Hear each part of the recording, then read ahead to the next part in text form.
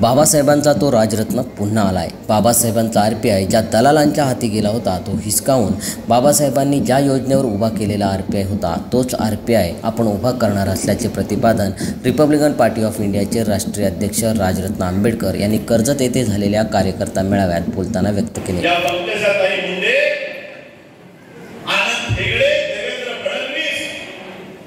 संविधान हटवण्याची बाता करत नाही, आमची आणि तुमची सुटा बुटातली टाय बुटातली व्यवस्था नष्ट करायच्या बाता करतात। आणि तिथं आमचा बोलणाराही प्रेम माणूस नाही, आमचा माणूस उठतो आणि कविता गरज सुटतो।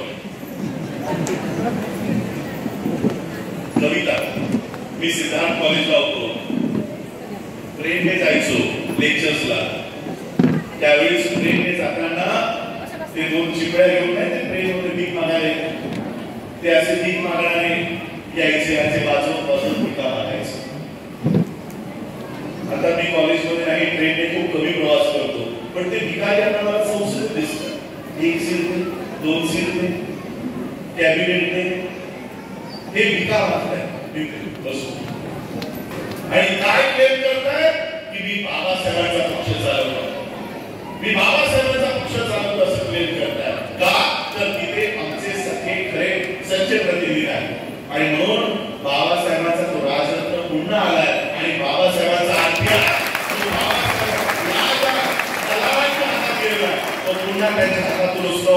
बाबासाहेबांनी ज्या योजनेवर हा आरपीआय उभा केला होता त्या योजनेवर मी हा आरपीआय उभा करतोय। बघा आता या 3 महिन्यात महाराष्ट्राचे इलेक्शन्स असतील, बाकी 5 वर्ष संपूर्ण देशामध्ये इलेक्शन्स असणार आहेत। या संपूर्ण इलेक्शन्स मध्ये येणाऱ्या लोकसभेमध्ये आमचे खरे प्रतिनिधी तुम्हाला त्या संसदेमध्ये पाठवलेले मी स्वतःचा पॉइंट करून घेतलेला आहे की त्या पद्धतीने आमचे खरे प्रतिनिधी संसदेत गेले पाहिजे। यावेळी त्यांनी विश्वरत्न डॉक्टर बाबासाहेब आंबेडकर यांनी स्थापन केलेल्या दी बुद्धिस्ट सोसायटी ऑफ इंडिया अर्थात भारतीय बौद्ध महासभा या संस्थेचा तसेच रिपब्लिकन पार्टी ऑफ इंडिया या पक्षाचा इतिहास आणि सद्यस्थितीवर देखील भाष्य केले। यावेळी राजरत्न आंबेडकर यांचे भाषण ऐकण्यासाठी कर्जतमधील शेळके हॉल रिपब्लिकन कार्यकर्त्यांनी खचाखच भरून गेलेला पाहायला मिळाला। काही अनुयायांना तर बसायला देखील जागा नव्हती, तरी देखील सर्वजण राजरत्न आंबेडकर यांचे भाषण ऐकण्यासाठी आतुरलेले पाहायला मिळाले। राजरत्न आंबेडकर यांच्या जवळजवळ 1.5 तासाहून अधिक चाललेल्या भाषणांनी सर्व महिला, वृद्ध, तरुण मंत्रमुग्ध झालेले पाहायला मिळाले। जणू बाबासाहेब आंबेडकरांसारखेच सुटाबुटात भाषण करीत असल्याचा भास होत असल्याच्या अनुभूती सर्वांना मिळाल्या असल्याच्या प्रतिक्रिया उपस्थितांकडून ऐकायला मिळाल्या। राजरत्न आंबेडकर यांचे कर्जतमध्ये घोड्यावर बसून शेळके कार्यालयापर्यंत वाजत गाजत मिरवणूक काढण्यात आली। यावेळी या मिरवणुकीत भाई जगदीश गायकवाड, माजी रायगड जिल्हाध्यक्षा कविता गायकवाड, जिल्हाध्यक्ष अशोक गोतारणे, गोपीनाथ सोनवणे, सुनील सोनवणे, राकेश गायकवाड, जगदीश कांबळे, प्रकाश गायकवाड, सुशांत भवार, नरेश जाधव आदी सर्वच रिपब्लिकन पक्षाचे कार्यकर्ते या मिरवणुकीत सामील झाले होते। एकंदरीत हा कार्यकर्ता मेळावा मोठ्या उत्साहात साजरा करण्यात आला।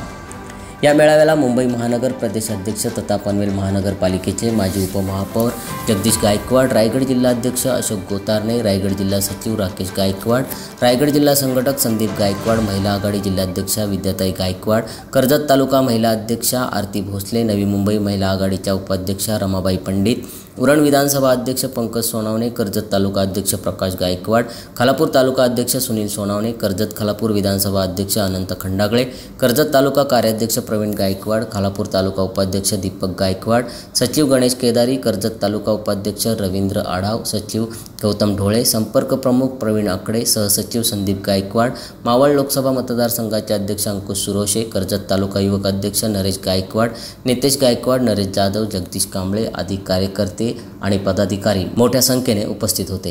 जनतेला मी हेच आश्वासन करेन की आज आंबेडकरी जनता एकत्रित कधी विभागली जात नाही, परंतु आंबेडकरी जनता ज्यांच्या मागे उभी राहते ती लोक मात्र आंबेडकरी जनतेचं मतं बुजवायचं काम करतात। आणि आज आम्ही यांना पर्याय म्हणून आरपीआय उभा करत आहोत की ही लोक आमच्या लोकांची मतं बुजवत आहेत। तर आज जसं विद्यार्थी आहेत, जगदीशभाई आहेत, संपूर्ण महाराष्ट्रात आणि इतर राज्यातही अशी लोकं तयार झालेली आहेत आणि आता या लोकांची मतं, आंबेडकरी मतं यांचा प्रतिनिधी आम्हाला येणाऱ्या असेंब्लीजमध्ये दिसेल. मतदारांवर पण आरोप करतात आणि विरोधकांवर, नेमकी तुम्ही जाणार कोणासोबत म्हणजे? नाही, आता सध्या तरी आम्ही जरांगे आणि आम्ही आणि महाराष्ट्रातला मुस्लिम आम्ही एकत्रित आलेलो आहोत.